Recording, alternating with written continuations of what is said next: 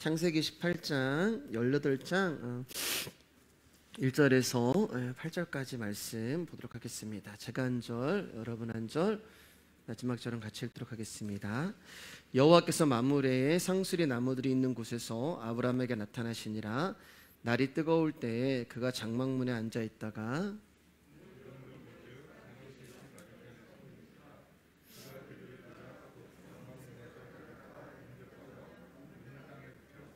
이르되 내 주여 내가 주께 은혜를 입었사오며 원하건대 종을 떠나 지나가지 마시옵고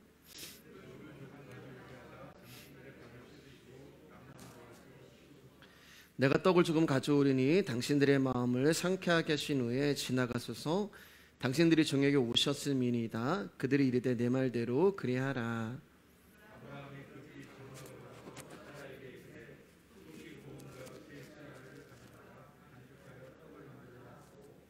아브라함이 또 가축되어 있는 곳으로 달려가서 기름지고 좋은 송아지를 잡아 하인에게 주니 그가 급히 요리한지라. 아브라함이 엉긴 젖과 오이와 하인이 요리한 송아지를 가져다가 그들 앞에 차려놓고 나무 아래에 모셔섬에 그들이 먹으니라. 아멘. 할렐루야. 우리 옆 사람하고 또 가정에서 인사했으면 좋겠습니다. 귀하십니다. 귀하십니다. 요새 날이 엄청 덥습니다. 덥다는 표현보다는 뜨겁다는 표현이 맞을 것 같아요. 오늘 근데 본문 1절을 볼 때 그런 말이 나오잖아요. 날이 뜨거울 때 이렇게 나와요. 날이 뜨거울 때 그가 장막문에 앉아 있다가 아브라함이 이제 장막문에 앉아 있었던 거예요. 왜냐면 이제 날이 뜨거우니까 뭘 할 수 있는 게 없는 거예요. 팔레스타인은 이제 한낮의 온도가 40도에서 60도를 이렇게 왔다 갔다 하기 때문에 굉장히 뜨거운 날이어서 이때 사람들은 밖에 나가서 무언가를 할 수가 없고 대부분의 그 낮 시간을 집에서 낮잠을 자거나 아니면 그늘이 있는 곳에서 쉽니다. 그러니까 지금 성경의 배경을 우리가 볼 수 있으면 보면은 지금 낮 시간이라는 것을 우리가 알 수가 있는 거예요. 그것도 뜨거울 때라는 표현을 보면은 굉장히 태양이 지금 이글거리는 어떤 정오나 그런 시간이 되지 않았나라고 추론을 할 수가 있습니다. 그리고 이 시간에는 날이 뜨거워서 아무것도 하지 못하는 그런 시간이고, 그래서 아브라함이 말씀을 보면은 상수리 나무들이 있는 그늘이 져 있는 그 장막문에서 이제 쉬고 있는 거예요. 그늘 아래서 이제 쉬고 있는 것입니다. 그때 이제 갑자기 세 사람이 등장을 하는데 한 분은 육신을 입고 오신 하나님이시고 나머지들은 이제 천사들이 되는 거예요. 아브라함이 이제 세 사람을 보자마자 몸을 땅에 굽혀서 영접을 하고 물을 가져다가 그들의 발을 씻기고 그리고 사라에게 떡을 만들라고 하고 기름지고 좋은 송아지를 잡아 하인에게 주어 요리를 하게 하고 이제 엉긴 젖, 이 엉긴 젖은 뭐냐면 이제 버터를 말하는 거예요. 당시에는 굉장히 고급 였습니다. 귀한 분들에게만 드리는 그런 음식이었어요. 버터와 우유를 가지고 대접을 해요.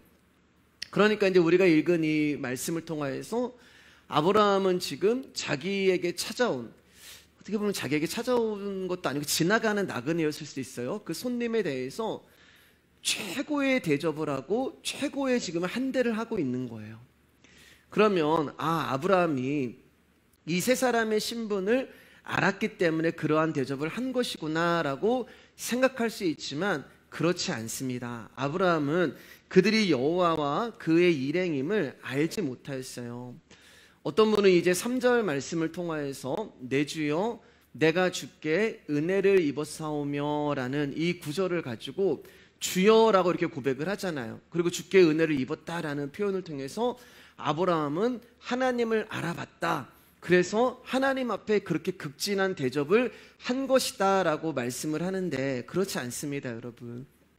여기 주여라고 하는 이 단어는 자기보다 높은 사람을 호칭할 때 부르는 그런 뜻이에요. 우리가 주님, 예수님, 나의 주인이셔 그런 고백도 있지만 그러니까 부인이 남편을 아를 때도 나의 주여 이렇게 고백을 하는 거예요. 상전할 때도 주여라고 고백을 하는 것처럼 자기보다 높은 사람에게 호칭할 때 주라고 이야기하는 것이고, 여기 내가 주께 은혜를 입었사오면이라는 말의 정확한 뜻은 당신이 볼 때 내가 나쁜 사람이 아니라면, 당신이 볼 때 내가 선하게 보이고 좋아 보이면 좀 쉬었다 가세요. 이런 말이 되는 거예요.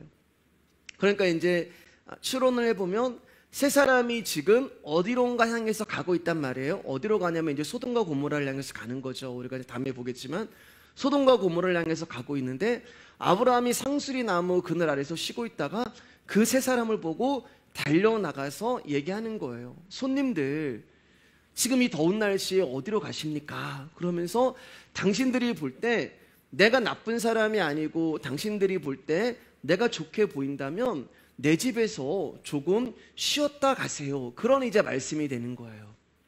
그래서 아브라함은 그 손님들을 환영하며 환대하고 있는 것입니다.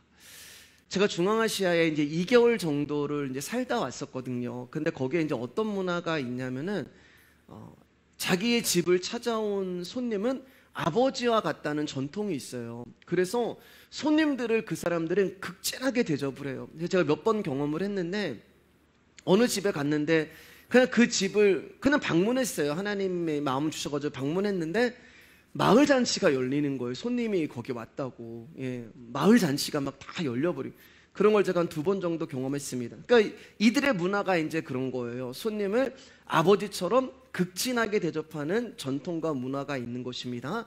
그렇기 때문에 아브라함이 여호와와 그의 일행을 알아보고서 대접한 것이 아니라는 거예요. 그리고 이것을 확증하는 말씀이 성경에도 있습니다. 히브리서 13장 1절 2절 말씀이에요. 시작. 형제 사랑하기를 계속하고 손님 대접하기를 잊지 말라. 이로써 부지 중에 천사를 대접한 이들이 있었느니라. 여기 부지 중에 천사를 대접한 이들이 바로 아브라함을 말하는 거예요. 부지 중에, 무의식 중에, 내가 알지도 못하는데, 그런 뜻이잖아요. 그러니까 아브라함은 자기를 찾아온 그 나그네와 손님들의 신분을 알지 못했다는 거예요.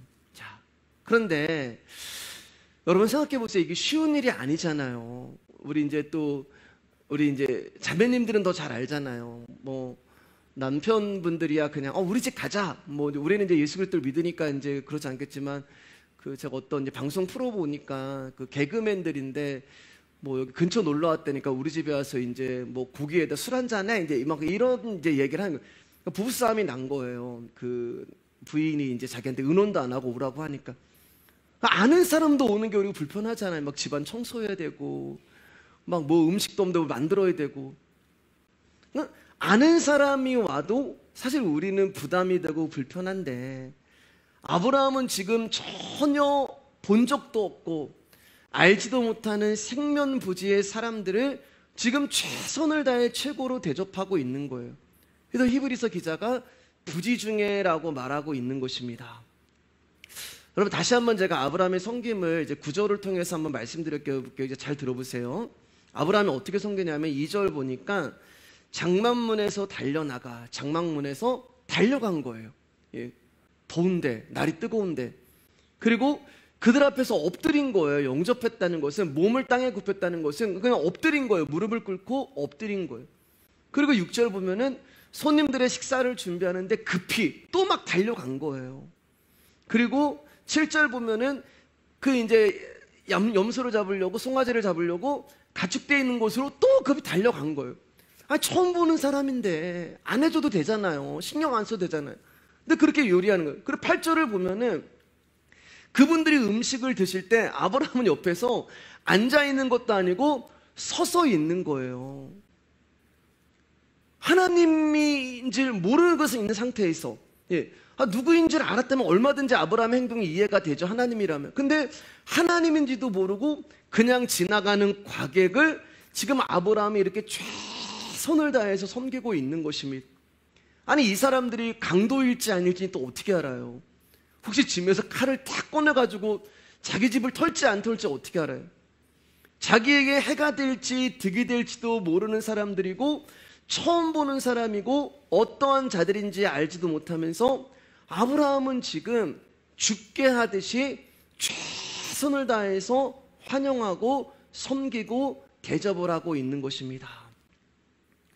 아브라함은 그러면 어떻게 이렇게 섬김과 대접을 할 수 있을까요? 근데 나의 이야기니까 여러분, 한번 나에게 스스로 한번 질문해 보세요. 나는 내 앞에 이런 상황이 펼쳐지면 저 같으면 이제 문을 닫을 것 같아요. 아니면 지나가도 눈길 하나 안 줄 것 같고, 그럴 것 같아요. 저는 못할 것 같아요, 여러분. 뭐 여러분들은 이제 하실 수도 있겠지만 사람으로서는 이게 굉장히 힘들고 어려운 일입니다. 처음 보는 사람한테 말을 걸어야 되고, 뭐 물 한 잔 줄 수 있겠지만 뭐 내 아까운 그 송아지, 이거 얼마나 아까워요, 여러분. 송아지를 잡아야 되고, 그 엉긴 전 정말 귀한 그 버터 치즈를 만들어내기 위해서 얼마나 노력을 하는, 그런 내가 먹지도 않고 처음 보는 사람한테 줘야 되고, 이 사람으로서는 할 수가 없는 일이에요. 그러면 이제 아시죠? 사람의 일이 아니면 누구의 일이에요? 하나님의 일이 되는 거예요. 그러면 어떻게 우리가 이것을 볼 수 있냐면, 아브라함이 한 게 아니고 하나님이 하셨다라는 결론을 낼 수가 있는 것입니다. 10절을 보면 하나님이 이제 아브라함에게 내년 이맘때라고 이야기를 해요. 내년 이맘때 사라에게 아들이 있을 거야, 자식이 있을 거야 라고 말씀을 하세요. 그러면 이제 아브라함이 100세의 아들을 낳잖아요. 그러면 내년이라고 말하니까 지금 아브라함의 나이는 몇 살이에요? 99세예요. 지난주에도 99세였어요. 그죠? 지난주에 무슨 일이 있었어요, 여러분? 지난주가 아니고 이제 17장에서 무슨 일이 있었냐면은, 하나님이 아브라함 가운데 나타나셔서 나는 전능한 하나님이야 라고 이야기하면서 할례를 명하시잖아요. 할례를. 예. 할례라는 것은 여러분 뭐라 그랬어요? 남자의 생식기 그 끝에 포피를 잘라내는 것인데 전인격적인 죽음을 말하는 것입니다. 그러니까 아브라함의 생식기 끝을 잘라냈다는 것은 무슨 뜻이라고 말씀드렸어요? 너는 이제 너의 생식기를 가지고 아이를 낳을 수 없어. 너의 힘으로 살 수가 없어. 이제부터 네 인생은 네 게 아니야. 나 전능한 하나님이야. 그러면서 어떻게 한다고 제가 예화를 드렸어요? 아이들의 딱 손을 잡고 뒤에서 걸어주신다고 얘기했잖아요. 아이들은 자기가 걷는 것 같지만 실제적으로는 아빠가 손을 딱 잡고 걸어가지고 있는 거예요. 그러니까 자꾸 어떤 하나님의 언약을 인간의 방법과 인간의 힘과 인간의 능력으로 만들어내려고 하는 아브라함 가운데 하나님이 나타나셔서 할례로 죽여버리시고, 그리고 예수 그리스도가 십자가에서 그 쪼개진 고기 사이에 그 언약을 아브라함이 지키지 못함으로 말미암아 그분이 할례를 받으시고, 아브라함의 받은 할례는 아브라함을 죽였지만 예수 그리스도의 할례를 통하여서 아브라함이 다시 살아나게 되는 거잖아요.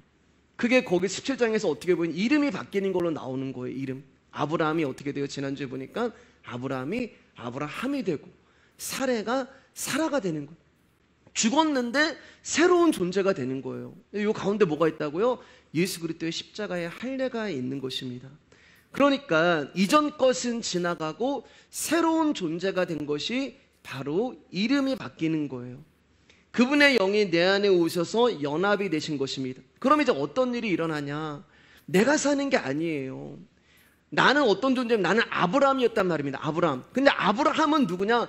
전혀 다른 존재가 되는 거예요. 나는 아브라함이었는데 아브라함이 된 것은 어떤 존재가 나와 연합함으로 말미암아 새로운 존재가 만들어지는 거예요. 그래서 아브라함이 된 거예요. 그러면 아브라함에서 아브라함이 되면 어떤 일이 일어나냐면은 본능이 바뀌는 거예요. 저와 여러분이 전에는 육적인 본능이 발달되었단 말입니다. 육적인 본능이 굉장히 예민해져 있어요. 육적인 감각이 예민해져 있단 말입니다. 그런데 어느 날부터는 내가 복음을 알고 말씀을 알고 그리고 나서 어느 날부터 보니까 내가 육적인 감각과 육적인 부분이 예민해지는 것보다 영적인 본능이 예민해지고 충만해지는 거예요. 그럼 어떤 일이 일어나냐면 육적인 감각이, 육적인 부분이 죽어지는 거예요.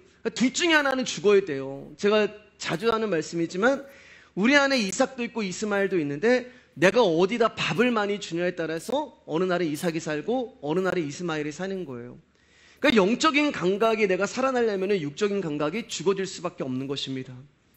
그 육적인 감각이 죽어지는 게 뭐냐? 우리는 그것을 이제 나이가 들어간다, 좀 늙어간다, 뭐 이렇게 표현하잖아요. 내가 옛날에는 그거 참 잘했는데, 그런 거 있으시잖아요. 마음 같아서는 이제 막 달리기를 막 잘 뛸 것 같은데, 10대 때는 막 뭐 스트레칭도 안 하고 그냥 막 달려가고 그러잖아요. 근데 나이가 들면 이제 스트레칭만 하다 끝나잖아요. 실제로 뛰지 못하고. 막 깜빡깜빡거리기도 해요. 저도 막 그래요. 저도 막 요새는 막 눈이 침침해요, 여러분. 노안이 와서 죄송합니다, 여러분. 죄송해요. 네. 노안이 와가지고 설교 준비할 때 보면은 이게 계속 이제 모니터를 봐서 그러는 되게 침침한 거예요. 그럼 깜빡깜빡해요. 전에 한번 말씀드렸지만 안전벨트를 이제 맸는데 내리려고 하고 그 시동을 켜놓은 채로 시동을 끄고 내려야 되는데 다 안 그런 척 하시군요. 네. 시동을 켜놓고 창문 열고 이제 간 적도 있고, 그럴 때 없어요, 여러분. 전에는 정말 주차하면 이렇게 네모칸 안에 딱 반듯하게 됐는데 요새는 주차하면 자꾸 대각선으로 이제 막 대주고 막 그런 부분이 이제 자꾸 우리 이제 늙어간다라고 얘기하지만 육적인 부분이 쇠퇴해 가는 거예요. 그런데 반면에 어떤 일이 일어나면은 영적인 감각이 발달을 하기 시작하는 것입니다. 고린도후서 4장 16절 말씀 한번 볼게요. 시작.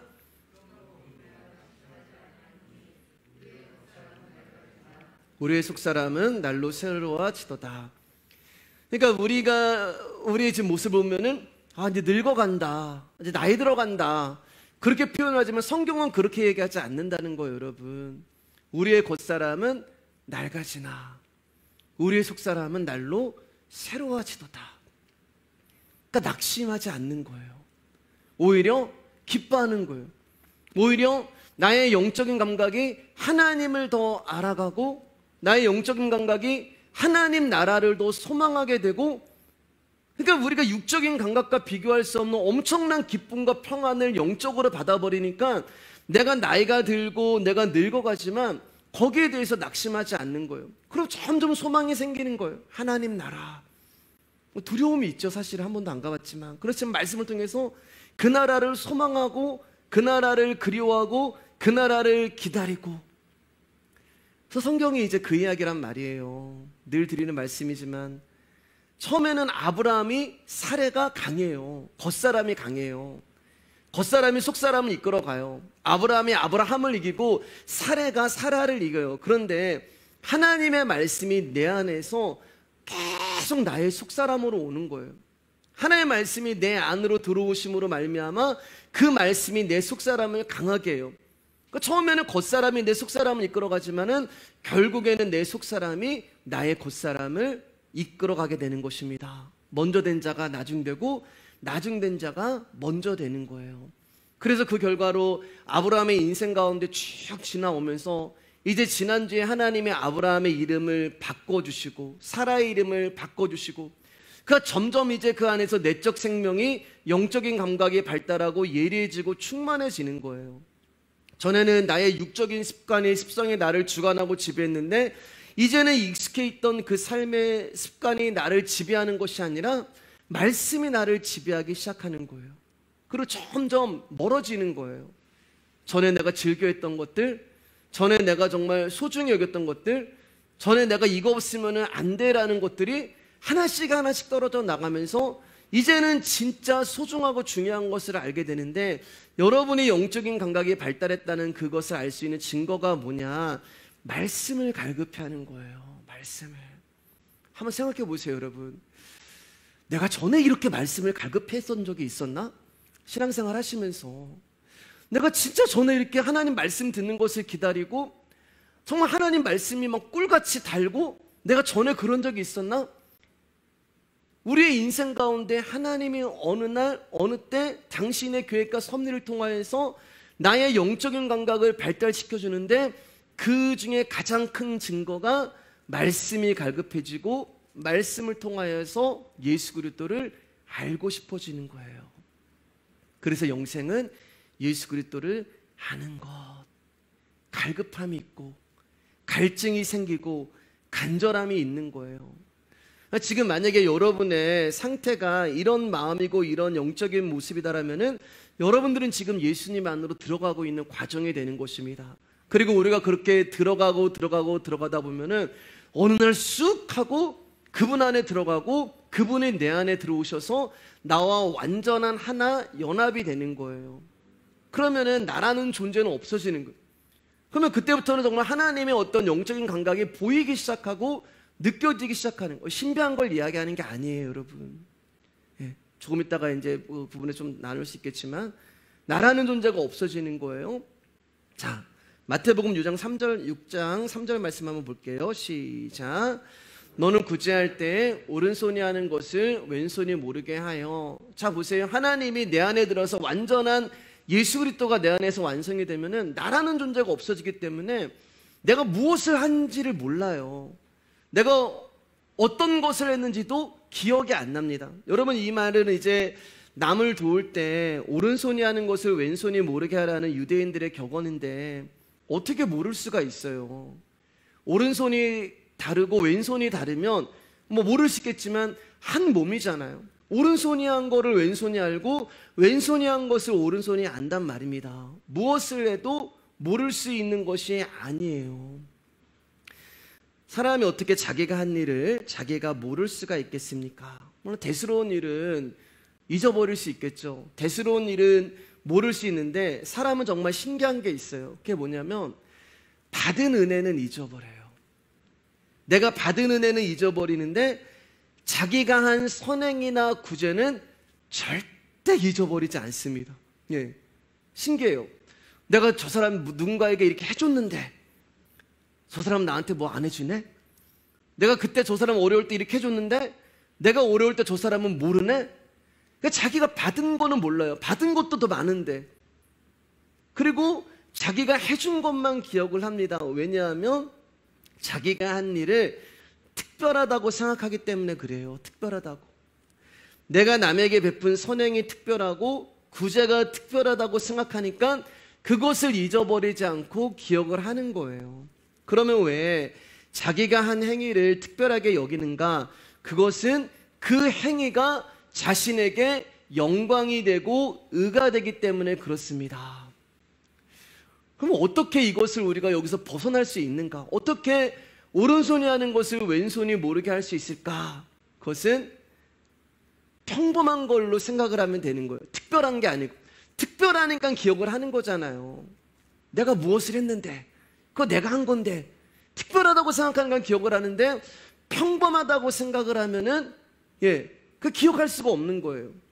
그러니까 쉽게 얘기하면 이거예요, 여러분. 오늘 여러분 이제 우리가 이제 11시 47분인데 이 시간까지 오른손으로 많은 걸 하셨잖아요. 왼손으로 많은 것을 하셨잖아요. 예.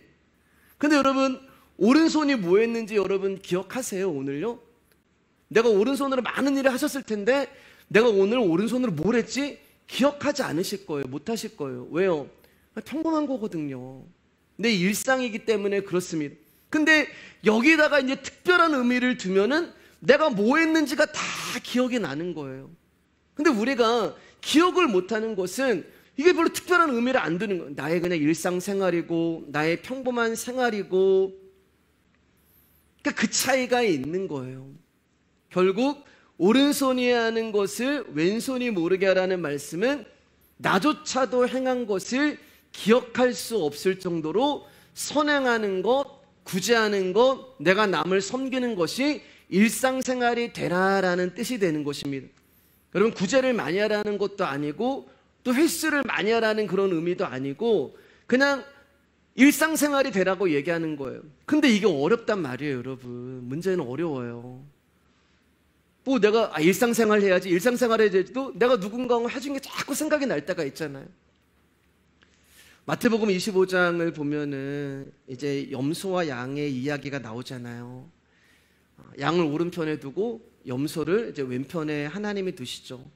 양은 구원을 받은 하나님의 택한 백성을 말하고 염소는 불의한 자들을 말씀하는 거예요. 근데 주님이 이렇게 말씀하시죠. 오른편에 있는 이제 택함 받은 양들에게 이렇게 말씀하세요. 너희는 내가 배가 고플 때 나에게 먹을 것을 줬고, 내가 목마를 때 마실 것을 줬고, 내가 나그네로 있을 때 나를 초대해 주었고, 내가 헐벗었을 때 너희는 나에게 옷을 줬고, 너희는 내가 아플 때 나를 돌봐 주었고, 내가 감옥에 있을 때 나를 찾아와 줬다. 이게 오른편에 있는 양들에게 하나님 말씀하세요. 그러자 이 오른편에 있는 양들이 뭐라고 하나님께 말씀하시냐면은, 주님, 우리가 언제 그랬어요?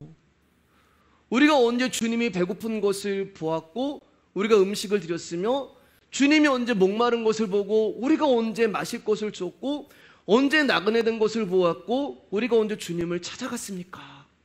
주님, 언제 우리가 헐벗은 것을 보고 옷을 입혀줬습니까? 언제 우리가 감옥에 찾아갔고 언제 아픈 모습을 보고 우리가 돌봐줬습니까?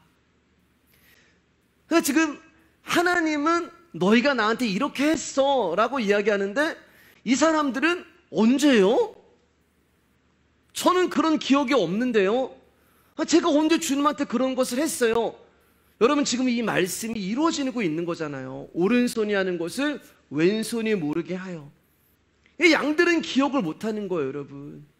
하나님이 네가 이렇게 했어 라고 이야기하는 엄청난 특별한 일이잖아요, 여러분. 그냥 뭐 지갑에서 내가 이렇게 막 재정 한 번 준 게 아니고, 제 양들이 한 것을 보면 옷을 주고 물을 주고 심지어 감옥에 찾아가 주고 아픈 것을 돌봐주고 하나 정도 기억할 수 있는데, 양들은 전혀 기억을 못하는 거예요.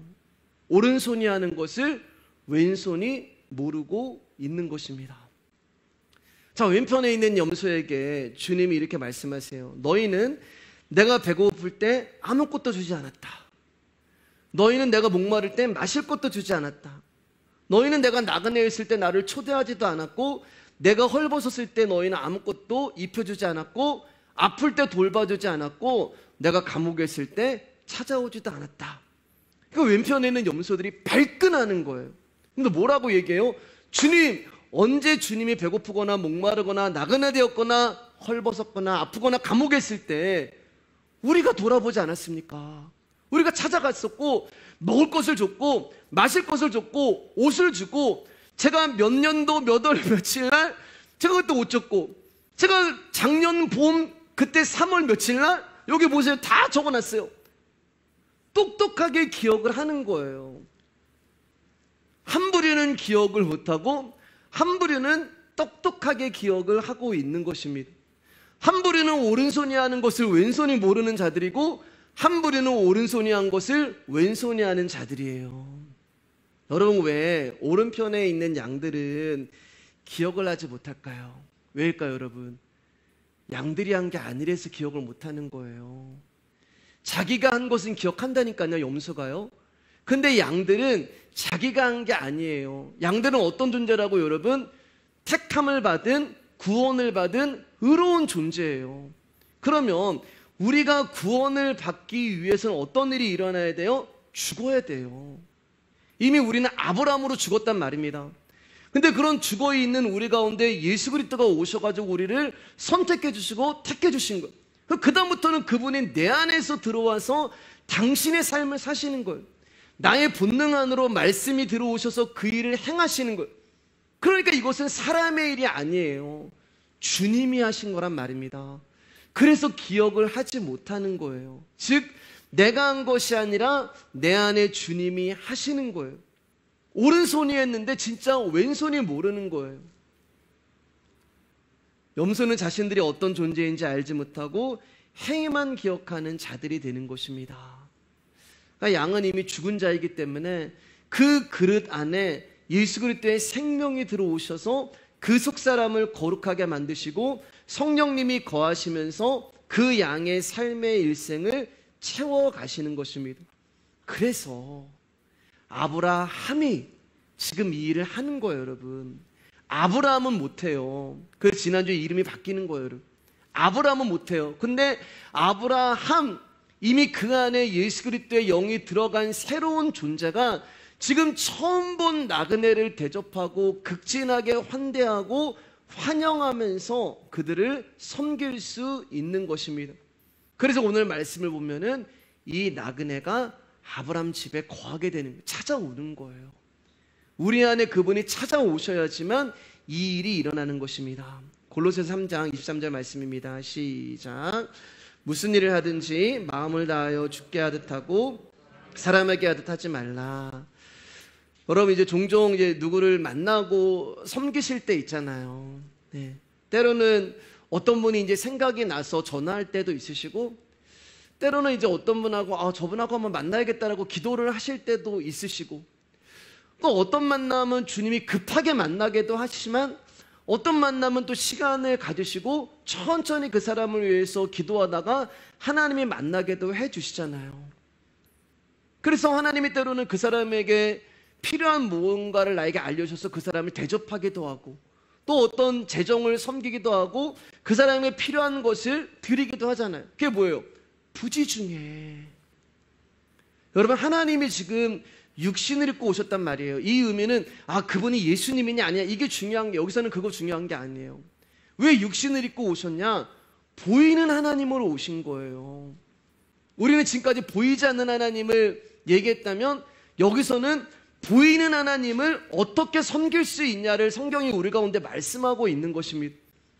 그러니까 여러분 가운데 누군가가 생각이 나고 누군가에게 식사 대접을 하고 싶고, 또 나에게 정말 이게 중요한 건데 하나님이 그 사람에게 드리라고 하고, 이게 다 뭐냐면은 보이는 하나님을 섬길 수 있는 은혜를 우리 가운데 주시는 거예요.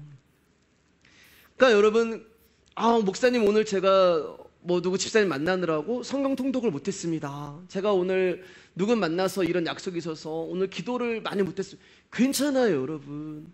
하나님과 함께 하신 거예요. 그게 하나님과 교제한 거예요. 그래서 성도끼리 이렇게 교제하면은 여러분 막 기쁠 때가 있잖아요.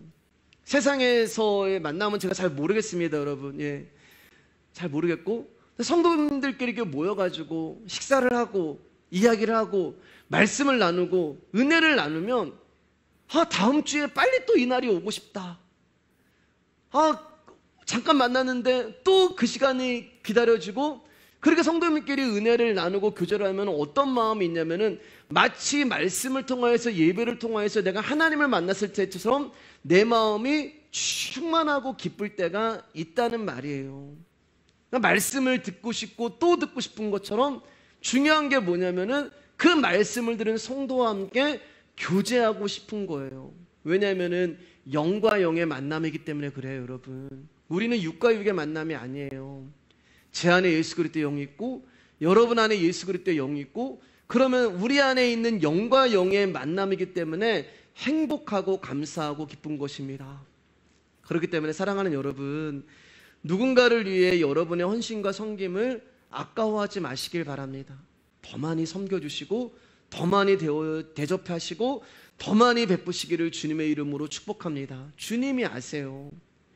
내가 누군가를 섬기면 주님이 그 사람 안에 섬김을 받고 있는 거예요. 이해가 되시나요? 지금 아브라함이 하나님인지 몰랐다니까요. 근데 극진하게 대접을 하잖아요. 근데 우리는 알잖아요. 하나님이 지금 섬김을 받고 있는 거예요. 아브라함은 모르는데 하나님이 지금 섬김을 받고 있는 거예요. 그러니까 여러분들이 누군가에 대해서 어떤 마음이 생긴다면은 그것에 대해서 주님이 주시는 마음인가?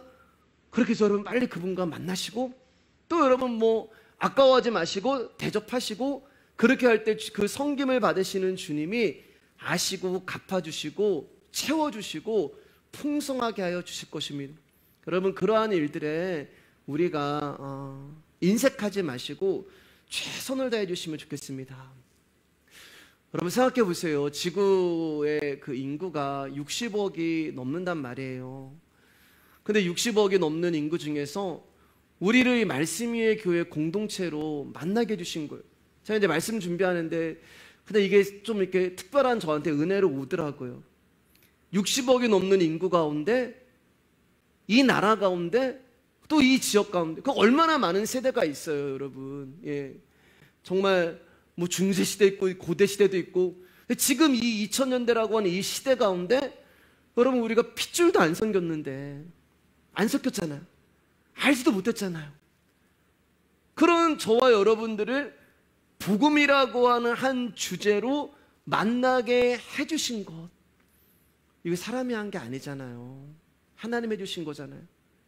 그리고 여러분, 우리 안에 하나님께서 무엇을 주셨냐면 우주를 이 안에다 만드신 것. 우리가 이렇게 만났는데 우리 안에 어떤 일들이 있어요? 때로는 사랑도 있지만 때로는 미움도 있어요. 용서도 있지만 때로는 시기도 있어요. 기쁨도 있지만 감사도 있어요. 그러니까 제가 어제 말씀드리면서 인생의 희노애락이 우리 교회 안에 다 있는 거예요. 우리의 만남 가운데 있는 거예요. 전에는 막 성도끼리 만남이 막 좋고 막 이런, 그렇지 않아요, 여러분. 그 안에 하나님이 인생의 희노애락, 우주를 우리 안에다 집어넣으신 거예요. 그래서 우리가 이 만남을 통해서, 이 공동체를 통해서 그것을 겪게 하고 계시는 것입니다. 하나님 우리 만남 가운데 계시는 거예요. 그러면 여러분, 저와 여러분들을 만나게 해주신 하나님이 우리의 공동체를 이끌어 가실 거라고 저는 믿습니다. 아멘. 그분이 시작하신 거잖아요. 그분이 저와 여러분들을 2019년도에 만나게 하신 거잖아요. 그리고 우리 교회를 세워주신 거잖아요. 그분이 시작하신 거잖아요. 그분이 마치실 거예요. 빌립보서 말씀처럼요. 우리를 부르신 그분이 우리를 완전하게 완성하실 것입니다. 매주 아브라함을 통해서 지금 그 일을 우리가 배워가고 있는 거예요. 저마다 말씀드리면 여러분, 한 가지 부탁드리고 싶은 것은 교회에 대해서 특별한 사고를 가지지 말아주시기를 부탁드리고 싶습니다. 우리 안에 한 가지 문제가 있는데요, 그게 뭐냐면은 정답을 내가 가지고 있다. 내 안에 어떤 정답이 있어요. 신앙생활을 이제 오래 하다 보면은 어떤 정답을 딱 가지고, 그게 뭐냐, 교회는 이래야 돼, 목사는 이래야 돼, 성도는 이래야 돼, 기도는 오래 해야 되고 큰 소리로 해야 되고, 예배는 특별하게 구별해서 드려야 되고, 그러니까 어떤 정답을 내 안에 딱 가지고 있어요. 그럼 무슨 일이 있냐면, 교회가 내 정답과 틀리게 말하면 그 교회가 틀린 거예요. 내가 틀린 게 아니에요. 나는 정답이기 때문에. 목회자가 이래야 되는데 저렇단 말이에요. 그러면은 목회자가 틀린 거예요. 기도도 그렇고 예배도 그런 거예요. 그런데 문제는 뭐냐면은 결국에는 그 정답 때문에 가장 힘든 사람이 누구냐면은 본인이 되는 거예요. 본인이. 예. 처음에는 주변 사람들에다가 나중에 본인이. 왜냐하면은 자기의 답대로 되어져야 되는데 자기의 답대로 되어지지 않으니까 은혜가 되지 않는 것입니다.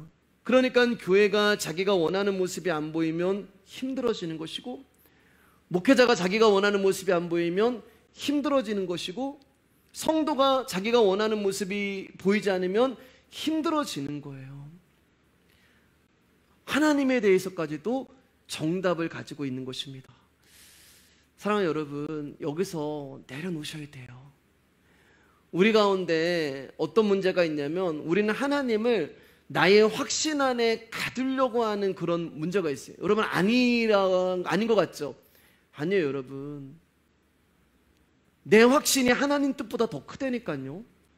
그래서 그 하나님을 나의 확신 안에 그래서 잘하는 말이 뭐예요? 내가 아는 하나님은 이런 하나님이야. 얼마나 하나님에 대해서 여러분 아세요, 여러분? 내가 아는 하나님은 이런 분이야. 그러니까 우리가 그 틀 안에서 벗어나지 않는 이상 우리는 진짜 하나님을 만날 수 없는 거예요. 사랑하는 여러분, 때로는 교회가 마음에 들지 않고, 때로는 제가요, 여러분이 꿈꾸던 목회자가 아닐 수도 있어요. 여러분이 기대했던 모습과 너무나 실망스러운 모습이 보일 때도 있어요. 그러나 사랑하는 여러분, 뭘 저한테 기대를 하시고 뭘 저에게 꿈을 꾸세요. 저도 똑같은 연약한 존재인데. 그냥 거기에 집중하지 마시고, 부족하지만 이 시간만큼은 하나님께서 저를 통해서 여러분 가운데 하나님의 말씀을 들려주신다 생각을 하고, 그 들려지는 말씀을 통하여서 예수님만 알아가시면 돼요. 그러면 여러분 안에 영적인 감각이 발달하게 되는, 나의 정답이 아니라 그분의 정답이 오는 것이고, 나의 확신이 아니라 그분의 뜻이 나에게 임하는 것이고, 나의 생각이 아니라 그분의 생각이 내 안에 오는 것입니다. 조금씩 예민함이 생기는 거예요. 아, 하나님이 이런 일을 하시려고 하나님이 저분에게 그러셨구나. 아, 하나님이 나에게 이것을 알게 하시려고 이런 상황을 만드셨구나. 내가 그분을 위해서 기도한단 말이에요. 왠지 모르게 기도를 막 하는데, 아, 하나님께서 나의 기도를 통하여서 이런 일을 하시는구나. 사랑하는 여러분, 다시 한번 부탁드리겠습니다. 다른 사람을 섬기는 것 가운데 최선을 다해 주시고 아끼지 마시고 조금 더 베푸시고 조금 더 쓰시고 또 교회와 목회자에 대해서 어떤 특별한 사고를 가지지 말아주시고 내가 혼자 있을 때는 보이지 않는 하나님하고 교제를 하는 거예요. 내가 혼자 있을 때는 새벽 예배 나올 때 주님 앞에 내가 홀로 섰을 때 보이지 않는 하나님과 나와 영적으로 충만해지는 거란 말입니다. 그러나 다른 사람하고 있을 때는 그 사람하고 최선을 다해서 어떤 분은 그런 분 계세요. 이제 막 모여서 시작하려면 저 지금 기도하러 갈 시간이에요. 그런 분들 이제 계세요. 예. 막 잠깐 나 지금 기도하러 갈 시간이 예. 그러지 마시고 그냥 옆 사람하고 누군가 있으면 그 사람에게 최선을 다해 주세요. 그게 부지 중에 보이는 하나님을 섬기는 것입니다. 그럼 분명히 하나님 말씀하시고 은혜를 부어주실 거예요. 우리 9절 12절 짧게 말씀 나눠보겠습니다. 시작. 그들이 아브라함에게 이르되 내 아내 사라가 어디 있느냐 대답하되 장막에 있나이다. 그가 이르시되 내년 이맘때 내가 반드시 내게로 돌아오리니 내 아내 사라에게 아들이 있으리라 하시니 사라가 그뒤 장막문에 들었더라. 아브람과 사라는 나이가 많아 늙었고 사라에게는 여성의 생리가 끊어지는지라. 사라가 속으로 웃고 이르되 내가 노사였고 내 주인도 늙었으니 내게 무슨 즐거움이 있으리요. 하나님은 사라가 어디 있느냐라고 이제 물어보세요. 근데 여러분들 저기 중요한 게 하나 있어요. 극진한 환대를 받았음에도 불구하고 하나님은 거기에 대해서 아브라함을 칭찬하지 않으세요. 제 말씀을 이제 묵상하니까 그러더라고요. 요거 이제 제가 끝에 한번 잠깐 나누도록 하겠습니다. 예. 그리고 그냥 식사를 다 드시고 사라가 어디 있느냐라고 물어보시고 내년 이맘때에 사라에게 아들이 있을 거야 라고 말씀을 하세요. 지금까지 한 번도 하나님은 구체적으로 날짜와 시간을 정해주지 않았는데 이제는 내년 이맘때라고 구체적인 이제 시간을 딱 말씀하십니다. 내년 이맘때 1년 후에 딱 얘기하시는 거예요. 근데 문제는 뭐냐면 사라가 그 하나님의 말씀을 장막문에 부엌에 있었을 것 같아요. 듣고서 피식 웃은 거예요. 비웃은 거예요. 비웃은 거. 피식하고 웃습니다. 왜냐하면 기가 막히거든요.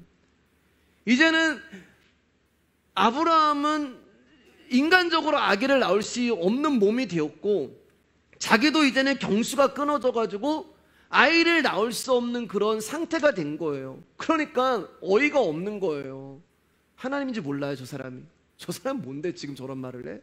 어이가 없네. 아니 내가 누군 줄 알아? 지금 내 몸 상태가 어떤 줄 알아? 나를 보지도 않고 어떻게 저런 말을 해? 내 남편은 노쇠였고 나는 경수가 끊어져가지고 이제 아이를 낳을 수 없는데 무슨 아이를 낳아? 그러니까 사라의 웃음에는 하나님의 말씀에 대한 회의가 들어가 있는 거예요. 허탈한 거예요. 모든 것을 포기했는데 된다고 하니까 그 비웃음이 있는 거예요. 근데 여러분 사라만 웃은 게 아니에요. 창세기 17장 한번 가볼게요. 창세기 17장 16절 17절입니다. 시작. 내가 그에게 복을 주어 그가 내게 아들을 낳아주게 하며 내가 그에게 복을 주어 그를 여러 민족의 어머니가 되게 하리니 민족의 여러 왕이 그에게서 나리라. 아브라함이 엎드려 웃으며 마음속으로 이르되 100세 된 사람이 어찌 자식을 낳을까? 사라는 90세니 어찌 출산하리요 하고 이제 하나님이 이제 아브라함 가운데 야, 사라가 아들을 낳을 거야 이렇게 얘기했단 말이에요. 근데 아브라함이 여기도 보면은 엎드려서 피식 웃는 거예요. 부부가 똑같은 거예요. 사라도 웃지만 아브라함도 웃는 거예요. 아이고 100살인데 내가 지금 내 몸으로 아기를 낳을 수 있는 상태가 하나님이 전능하신 거 맞아. 내 안에도 지금 인간적으로 의학적으로 아기를 가질 수 있는 그런 상태가 아닌데 웃음이 나오는 거예요. 현실적으로 불가능하기 때문에. 근데 여러분 사라가 또 웃어요. 21장 한번 가볼게요. 창세기 21장 5절 6절입니다. 한번 크게 읽을까요? 시작. 아브라함이 그의 아들 이삭이 그에게 태어날 때에 100세라. 사라가 이르되 하나님이 나를 웃게 하시니 듣는 자가 다 나와 함께 웃으리로다. 사라가 굉장히 잘 웃어요. 예. 아들의 이름이 이제 이삭이라고 했죠. 웃어서. 너 웃었다? 너 네 그 증거가 될 거야? 라고 이삭이라고 이제 붙여주잖아요. 하나님 말씀하신 대로 정말 내년 이맘때쯤에 아들이 생긴 거예요. 사라가 아들이 생기니까 웃는 거예요. 근데 여기 21장의 웃음은 17장, 18장의 웃음과 다른 웃음이에요. 그러니까 17장, 18장의 웃음은 앞으로 되어진다고 하는 하나님의 말씀이 믿어지지가 않아서 나오는 웃음이에요. 그걸 뭐라고 해요? 비웃음이라고. 비웃음, 헛웃음. 말도 안 되는 얘기를 들으니까 웃는 거예요.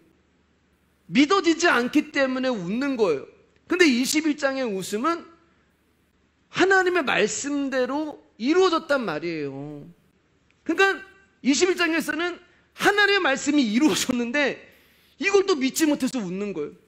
앞에 웃음은 하나님의 말씀을 믿어지지 않아서 웃는 거였고, 뒤에 웃음은 되어진 일들을 보니까 이것도 믿겨지지 않아가지고 웃음이 나오는 거예요.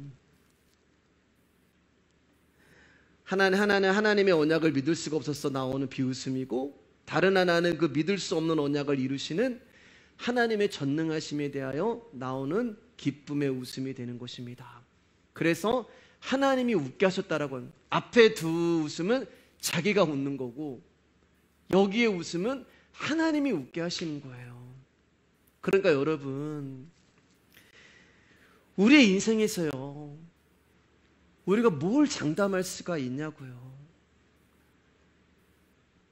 우리가 뭘 자신할 수가 있어요. 내 상식과 내 생각으로는 절대 되어질 일이 아니에요.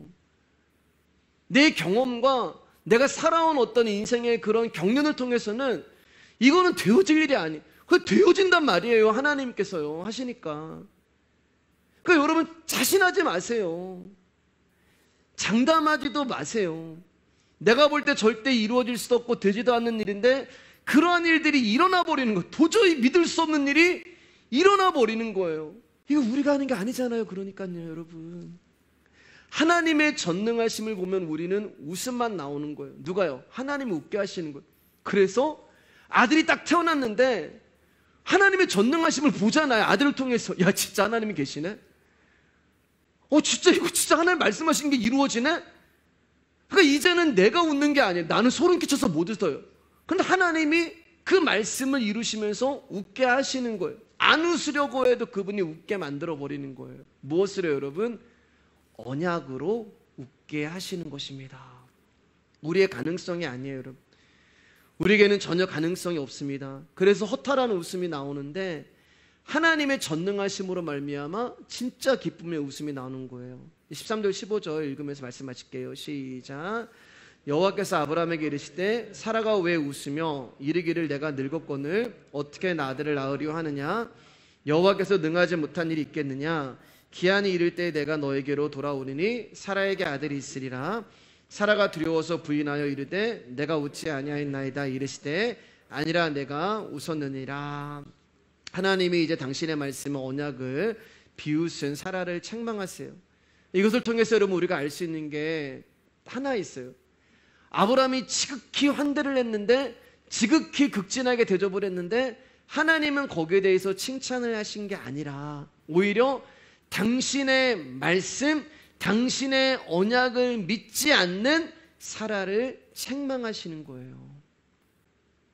그러니까 하나님 관심이 어디 있겠어요, 여러분? 하나님의 관심은 사랑하는 당신의 자녀들이 당신의 전능하심을 믿지 못하는 것 가운데 관심을 갖고 계신, 당신의 언약을 믿지 못하는 것 가운데 관심을 갖고 있는 거예요. 그럼 왜 우리가 하나님의 전능하심에 관심을 두지 못하고 그것을 믿지 못하냐? 나에게 가능성이 있다고 생각하기 때문에 그래요. 나에게 가능성이 있기 때문에. 사라가 그러는 거예요. 내가 노사였는데, 여전히 내가가 나오는 거예요. 내가 노사였는데 어떻게 아이를 낳을 수 있습니까? 자기 자신을 보니까 도저히 아이를 낳을 수 없는 상태예요. 그 웃음만 나오는 거예요. 우리가 종종 이런다고, 여러분. 말씀이 증거하는 것은 하늘의 영광이고 영생인데 우리는 늘 이 땅에 어떠한 힘을 바라요. 하나님은 부자 되기를 애쓰지 말라고 하시는데 우리는 부자가 되고 싶어서 발버둥을 치고, 말씀은 그의 나라와 그의 의를 구하라고 하시는데 우리는 세상을 구하고 나의 의를 구하며 살아가요. 하나님의 말씀에 우리가 비웃는 거예요, 이게요. 우리의 삶을 통해서. 근데 언약은 이러한 우리 가운데 참으시고 기다리시고 언약의 일을 하시는 것입니다. 언약이. 그래서 하나님이 아브라함과 함께 손을 잡고 그 쪼갠 고기 사이를 걸어가지 않는 거예요. 우리한테 기대를 안 하시는 거예요. 하나님은요. 일방적으로 당신이 일을 하시는 거예요. 하나님이 우리의 가능성을 보면 복잡해져요. 그래서 우리의 가능성을 아예 보이지 않는 거예요. 여러분, 다윗이 골리앗하고 싸울 때 다윗이 자기에게 있는 가능성을 보면 그럼 못 이겨요. 여러분, 사이즈가 틀린데 어떻게 이겨요? 칼도 못 들고 갑옷도 안 맞는데. 근데 그 엘라 골짜기에 여러분 이스라엘 군대가 40일 동안 있었어요. 40일 동안 뭐 했냐? 골리앗이 조롱하는 소리를 들은 거예요. 골리앗이 40일 동안. 누구 한 명도 나가서 40일 동안 골리앗하고 싸우지 않았다니까. 왜요? 우리의 가능성을 보니까 저 엄청난 거인이랑 싸워서 이길 수 있는 그런 가능성이 나한테 없는 거예요. 그러니까 조롱을 계속 듣는 거예요. 근데 여러분, 다윗이 자기의 가능성으로 나가지 않았잖아요. 다윗은 언약 붙들고 나간 것입니다. 그리고 이 언약을 붙들 수 있는 믿음을 하나님이 저와 여러분 가운데 선물로 주신 거예요. 여러분, 진짜 귀한 거예요. 여러분, 아니 왜 이것을 꽁꽁 숨겨놓고 계시는지 모르겠어요. 주님이 언약만 말씀하신 게 아니라 그 언약이 믿겨지고 그 언약을 붙들 수 있는 믿음이라는 것을 우리 가운데 선물로 주셨다고요. 성경의 선물이나 하나님 우리 가운데 주신 선물 딱 하나, 믿음. 그걸 우리 가운데 주셨단 말이에요. 여러분, 믿음이 없으면 하나님의 언약은 전부 비웃음거리예요. 그렇지 않아요? 여러분, 생각해 보세요. 언약이 없으면, 믿음이 없으면 어떻게 믿겨져요? 팔레스타인에 이 예루살렘은 궁전에 태어난 것도 아니고 정말 초라한 가정 가운데 그런 목수와 그 마리아의 그 과부의 아들로 태어났다는 예수가 우리 구원, 이거 어떻게 믿겨져요? 세상이 볼 때는 비웃음거리예요. 야, 웃기고 있어. 야, 그게 무슨 너의 구원자야? 또 그러한 예수님이 십자가에 달려 죽으셨어요. 세상이 볼 때는 비웃음거리예요. 비웃음거리. 아야, 무슨 그게 예수야? 그게 무슨 하나님의 아들 어떻게 그렇게 저렇게 죽냐? 아니, 십자가에 왜 이렇게 달려 죽어? 세상이 볼 때는 비웃음거리예요. 근데 우리는 왜 이게 비웃음이 안 되냐? 아니, 상식적으로 생각해 보세요. 여러분들, 말씀 끝날 건데요. 아니, 예수님한테 뭘 기대할 수 있어요? 인간적으로 볼 때 그가 공부를 잘했어요, 가문이 좋아요, 그렇다고 뭐 건강해요, 같이 다니는 제자들이 뭔가 대단한 존재가 있어요, 집도 없고 돈도 없고 배운 것도 없고 여기 가면 욕을 먹고 잠잘 곳도 없고 머리 들 곳도 없고 결국엔 십자가에 달려가서 옷 홀딱 벗고 그렇게 정말 창피하게 다 죽어버리고, 우리가 상식적으로 그 예수 그리스도의 삶을 보면 비웃음거리예요. 조롱이에요. 근데 왜 우리가 그것을 비웃지 못하고 하나님이 그 십자가를 통하여 예수 그리스도를 보게 하여 웃게 하시는가? 믿음을 주셨잖아요. 믿음으로 그분을 보니까 우리는 다 믿어지는 거잖아요. 그 비웃음이 감격과 기쁨으로 바뀌는 것입니다. 그래서 우리는 자랑할 게 없는 거예요. 여러분, 나의 상식으로 비웃을 수밖에 없는 복음이 믿음이 거기에 선물로 부어지니까 정말 하나님 나라의 기쁨의 소식이 되었는데 어떻게 나를 자랑할 수가 있겠어요? 천국은 그렇게 자랑할 곳이 없고 내가 가장 작은 자라는 고백을 하는 이들의 증거가 되는 곳이 천국인 것입니다. 저는 우리 교회가 그런 교회가 되었으면 좋겠습니다. 여러분, 정말 하나님 나라의 그 천국이 정말 우리가 예배할 때마다 말씀을 통하여서 우리 안에 충만하게 좀 임하셨으면 좋겠어요. 남들이 우리 교회를 뭐라고 하든, 남들이 목사님 설교가 그거 중요한 게 아니잖아요. 그냥 알지도 못하는 나그네들의 종이 되고 말씀대로 자신의 소중한 것을 가지고 털어서 그들을 섬겨주고, 때로는 내가 무시당할 수도 있고 때로는 내가 비웃음을 당할 수도 있지만 용서해주고 사랑해주고, 그런 작은 자 나그네, 그렇게 살다 가면서 하나님의 언약이 나에게 이루어져서 정말 내년 이맘때쯤에 저와 여러분에게 그 언약이신 예수 그리스도가 생겨버리는 기쁨.